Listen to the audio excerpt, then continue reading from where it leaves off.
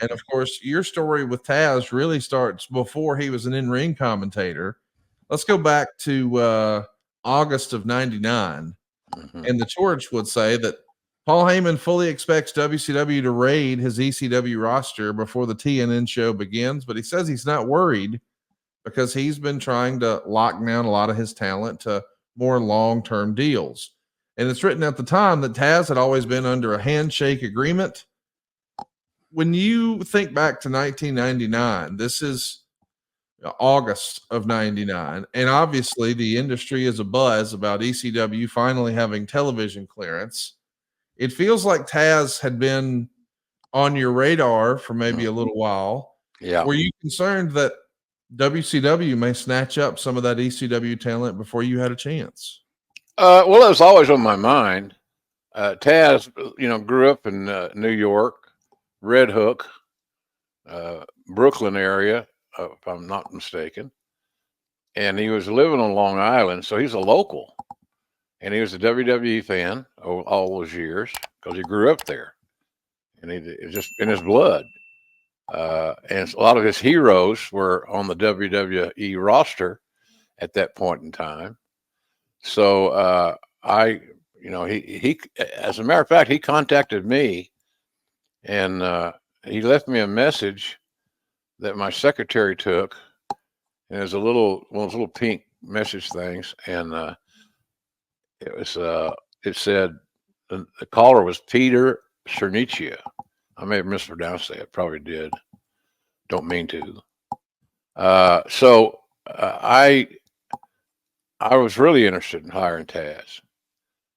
He didn't get a good fair shake, and that may be too strong words. I don't know, but if he hadn't got injured, he was on his way to doing really well. Some talents were afraid of him because he would suplex your ass out of your boots if you wanted to. And I have a lot of respect for Taz, and I've enjoyed working with him on a variety of ways. I remember having a talk with him. He had tears in his eyes, and I think probably I did too, when we found out the diagnosis of his injury. It was a torn pec or torn bicep. Some muscles were torn that required surgery, and I was going to put him on the shelf. I think he was actually worried that his is going to cut short his tenure. But we had a deal. I'm not going to get rid of you because you're hurt. I'm going to help you get well, and then we'll start over. So, but some of the people in the office felt he was too short and all that, even though he could whip their ass if he wanted to without getting sweaty. So, but I've always, he's hard. He's some of those guys that came out of ECW had trust issues. And Taz, not speaking out of school, was one of those guys that had trust issues. And I had to address that and work on that and just gain his confidence. So I'm not going to screw you over. So he did well. He did well. He made good money at WWE, and it kind of launched him to other things. So I've got a good relationship with Taz. I enjoy working with him. He's become a hell of a broadcaster, and I love to watch the work of his son, who's getting better every time you see him. So I'm a Taz fan. I'm glad that he's doing well. I'm sure he saved his cash that comes into this conversation. He's a cool guy, a good guy, and he loves the business. And for me, that's all I need to hear. He's a good guy that loves the business, and he's become a good announcer. And so, I think, what do you do? Do you have knee replacement? Yes, he did. He Knee had a full replacement. replacement. Yes, sir. Yeah. So that's not that unusual, but it is what it is, and it's going to take some time to heal. And when he gets healed, his job will be sitting right there waiting on him. His chair will not be filled, as I understand it, until he gets back. So good for him. And I know he was in a lot of pain over the years. They took a lot of bumps and had a lot of bruises and all that good stuff. And he got it fixed, and It's not the fact he got it fixed so he could wrestle again. I don't expect to ever see Taz in another match. He's not interested in it. Seemingly, at least that's what he and I have discussed. He just wanted to get out of the pain where he could have a normal life and walk like a normal human. So, good guy, hard-headed, stubborn, and he doesn't trust. He doesn't trust a lot of people. So, I hope he trusts me. I'm not in a position to affect his job because I'm not an administrator at AEW.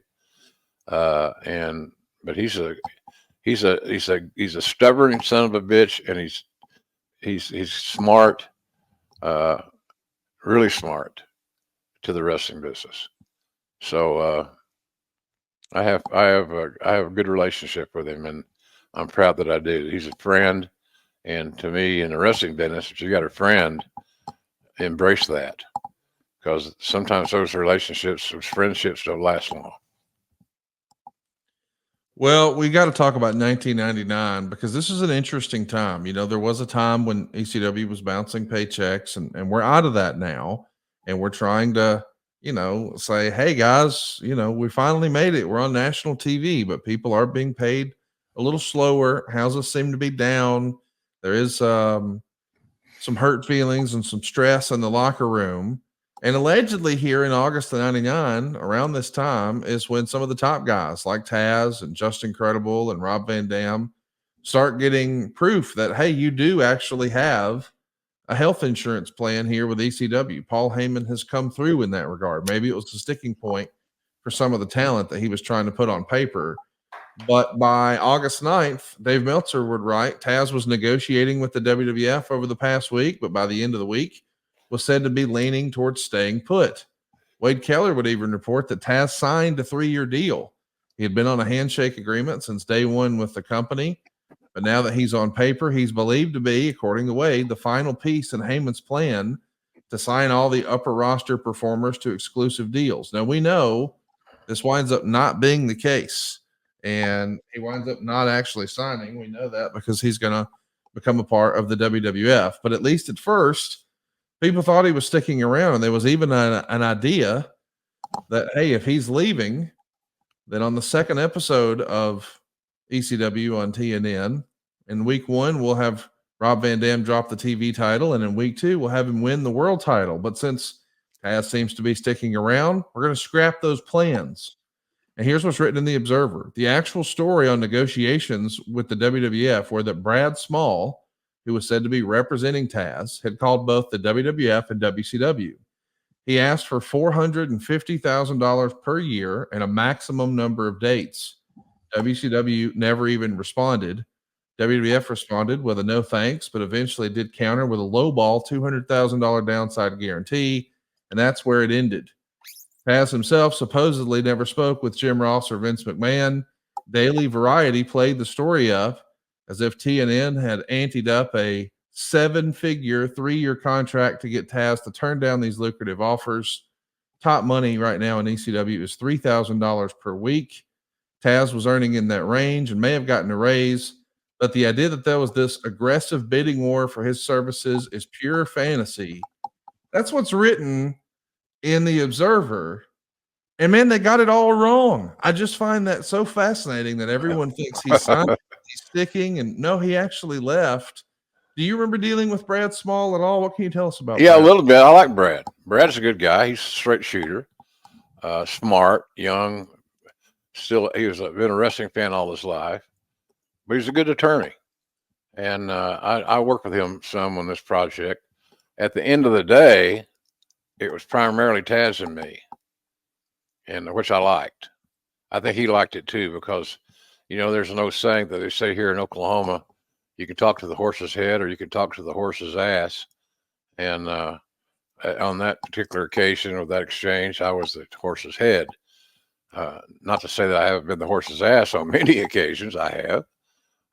But certainly, we had no issues coming to an agreement.